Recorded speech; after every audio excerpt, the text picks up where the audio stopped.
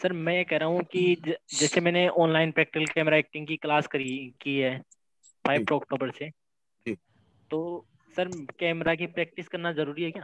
Join films में और भी बहुत सारे वीडियो अवेलेबल हैं जिनसे कि आपको प्रॉपर प्रोफेशनल गाइडेंस मिलेगी। भले ही आप एक्टर बनना चाहते हो, राइटर बनना चाहते हो, फिल्म मेकर बनना चाहते हो, सिंगर बनना चाहते हो, आपको हर तरह के इस पर वीडियो मिलेंगे। भले वो फेक ऑडिशंस पे हो कि ऑडिशन कैसे देने चाहिए, इस पर भी डिटेल वीडियो अवेलेबल है। पहले अभी आराम से रोशन क्या करो, इस क्लास को कंप्लीट करो, बिल्कुल यस कंप्लीट, सर। अभी कोई डाउट मत रखो। क्योंकि अगर आपने एक्टिंग सीख ली, आपके अंदर कॉन्फिडेंस आ जाएगा। अगर आपको फिर भी लगा कि नहीं मुझे जाके कैमरा प्रैक्टिस करनी चाहिए, तो आपका कितना खर्चा हुआ? 20,000 रुपए। 15,000 की क्लास की, 20,000 हुआ, 35,000 आपके खर्च हुए। लेकिन वैल्यू आपको वही मिल रही है जो 75,000 की मिलती है। तो ये डिसीजन बाद में लेना, अभी मत लो, ठीक है। ऑडिशन में अपने फेस पे कितना मेकअप होना चाहिए? बेसिक मेकअप होना चाहिए। बेसिक, बहुत अच्छा क्वेश्चन है। बेसिक मेकअप होना चाहिए ऑडिशन के टाइम पे। और लड़कों को भी पाउडर लगाना चाहिए, क्योंकि जो अपने पोर्स होते हैं, और लड़कों की स्किन में क्या होता है, एक ऑयली स्किन ज्यादा होती है, तो वो थोड़ा सा फेल हो जाता है। दूसरा, जब आप ऑडिशन देने जाओगे फिजिकली ऑफलाइन, तो हमेशा 2-3 ड्रेस के ऑप्शन होने चाहिए। अगर लड़के हैं तो दाढ़ी बिल्कुल क्लियर बना के जाना चाहिए या क्लीन शेव होना चाहिए। रेजर साथ में रख के जाओ। अगर उसने बोला क्लीन शेव में दे सकते हो, तो उसको बोलो ठीक है अभी काट लेता हूं, है ना। अगर आप लड़कियां हैं, वेस्टर्न ड्रेस लेके जा रहे हैं, पहन के जा रहे हैं, तो इंडियन ड्रेस कैरी करके जाएं। मतलब एक म्यूजिक एल्बम में, पूरी म्यूजिक एल्बम मैंने अपने पिताजी के साथ गई थी, अकेले नहीं गई थी। तो हुआ ये कि वो रिलीज भी नहीं हुआ वो एल्बम, प्लस पेमेंट भी नहीं मिली। और मैंने जैसे व्हाट्सएप पे पूछा, सर क्या हुआ, उसको रिलीज होगी कि नहीं? तो उन्होंने बोला कि एक्टिंग अच्छी थी पर फेस पे एक्सप्रेशन सही नहीं थे।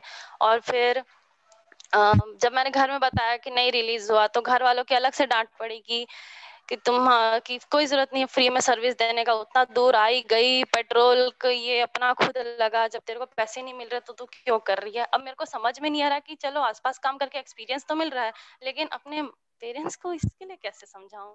अब देखो, उनका ये हर किसी चीज की एक जर्नी होती है। आप जब जॉब में भी जाते हैं तो क्या होता है, पहले इंटर्नशिप करते ना फ्री में, जी या सर। ट्रेनिंग होती है फ्री में, करते हैं ना। तो इसको ट्रेनिंग और इंटर्नशिप मान के चलो। ये दुनिया का बेस्ट प्रोफेशन है, इसमें कई बार ऐसे फ्री में सर्विस देनी पड़ेगी। तो घर वालों को समझाओ। और अगर कभी लगता है आपको, तो उनको पेरेंट्स वर्कशॉप अटेंड करवाओ मेरी, और उनको बोलो कि एक बार समझ लें करियर को।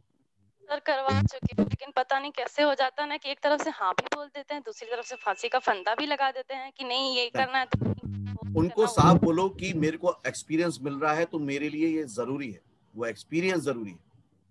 और फ्री में सर्विस क्या होती है? फ्री में सर्विस कुछ नहीं होती। आज उनका भी तो खर्चा हुआ होगा। अगर वो एल्बम रिलीज नहीं हो रहा है, तो नुकसान उनका भी हो रहा होगा। जी सर। उसको जॉइंटली समझना चाहिए, और समझाओ, घर वाले समझेंगे अगर लॉजिकली समझाओगे आप। उन्होंने कहा कि अगली बार, मतलब मैंने कहा कि मुझे आप ना मेन लीड मत दीजिए, अगर मेरे फेस पे एक्सप्रेशन सही नहीं, मैं कोई साइड रोल कर लूंगी। तो उन्होंने कहा कि नहीं मिलेगा तो आपको मेन लीड, पर आपको अगली बार अकेले आना पड़ेगा। तो शायद उनको लगा होगा कि अपने फादर की वजह से मैं थोड़ा झिझक रही हूँ, ऐसा हाँ, हो कुछ। सकता है। तो उनको साफ बोलो कि मैं अकेले तो नहीं आ पाऊंगी, हाँ ठीक है, देखती हूँ किसको आते हैं, लेकिन आपको मैं बेटर एक्टिंग करके दिखाऊंगी, ठीक और है। सर आप बोल रहे थे ना कि आप अपने यहाँ ही रहकर जैसे पैसे इकट्ठा करके फ्लाइट पर आना जाना ऐसे कर सकते हो। तो उसमें भी जैसे मेरी मम्मी का कहना है कि मान ले तेरे को एक दिन का 3,000 का काम मिला, यहाँ पे तू 5-6 हज़ार की फ्लाइट करके जाएगी, ये करेगी, एक जितना का काम नहीं उससे ज्यादा तो खर्चा हो जाएगा, फिर काम करने का फायदा क्या? आप क्या समझाओ? बोले सिंपल सी बात है, अगर मुंबई में आज रहने लग जाऊंगी तो 25,000 रुपये महीना खर्च होगा, और 2 महीने में भी काम नहीं मिलेगा तो 50,000 खर्च होंगे। तो हर चीज को आप अभी ये देखो कि मेरा नजदीक का फायदा देखोगे, तो लॉन्ग टर्म में बहुत नुकसान में रहने वाले हो। और अगर आप लॉन्ग टर्म का फायदा देखोगे, तो बहुत फायदा होगा। नजदीक का नुकसान चलेगा, लॉन्ग टर्म प्लानिंग करो। लॉन्ग टर्म हम जॉब में भी ऐसी करते हैं। किसी भी करियर को बनने में, आज को जो भी बातें मैं सिखा रहा हूं, अगर इसको मानोगे तो 3 से 6 महीने में काम कर रहे होगे। 6 महीने से 1 साल में आप रेगुलर काम करने लग जाओगे। 1 से 2 साल में आप बहुत अच्छे स्टेब्लिश हो जाओगे, और 4 साल में आप पॉपुलर हो जाओगे। इतना टाइम किसी जॉब में भी लगता है टॉप पोजीशन पे पहुंचने में। इतना टाइम किसी बिजनेस में भी लगता है टॉप पोजीशन में पहुंचने में।